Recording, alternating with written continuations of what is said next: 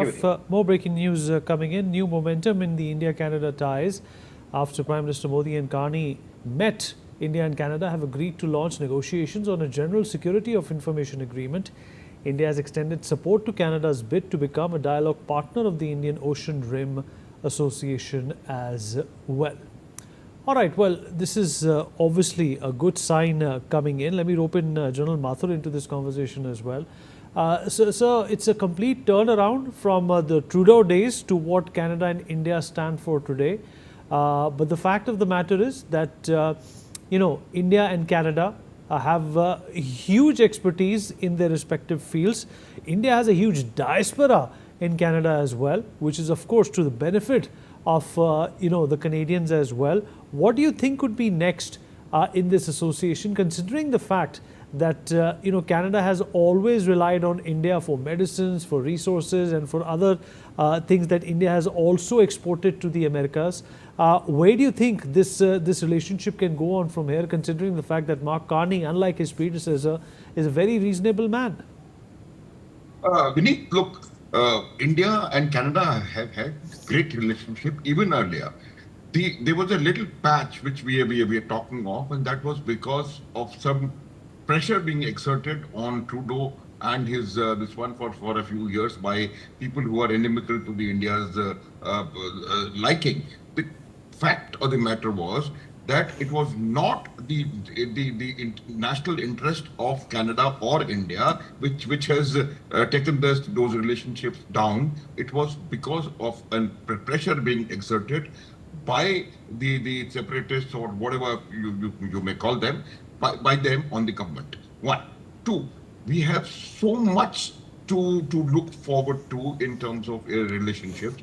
When you talk of including or involving Canada in the Indian Ocean Rim thing, the reason is very, very simple. See, it is said that the Indian Ocean holds the key to 7 seas, and whoever controls Indian Ocean will control the world.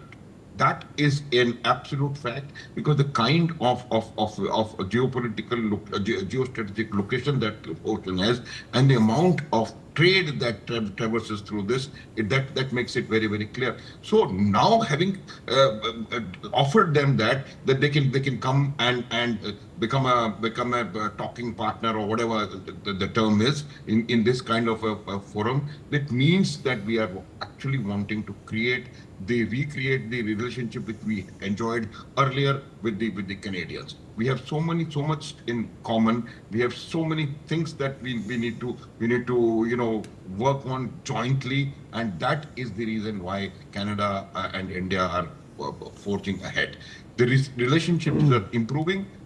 I'll tell you what, the way America has treated Canada, that also makes a lot of sense, in the sense that wherever now the world has come to a situation where there is no dadagiri of one particular nation. As I said a little while ago also, this world is no longer a unipolar world, and that is why the bilateral relationships, that's why the trips, we want to create relationships, whether it is trade or economic or military or defense or whatever, with some European countries, with European Union, with Netherlands, with Finland, with Scandinavia.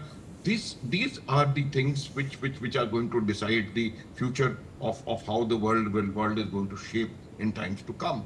And in that, the Canada will become a very, very big and important partner as far as India is concerned, both in terms of economics and in terms of science and technology. I'll tell you one more thing, that the technology know-how pool that we have within, in fact, the entire North American continent is tremendous. I think 1/3 of the entire technological know-how pool in the US and Canada is made up of Indians.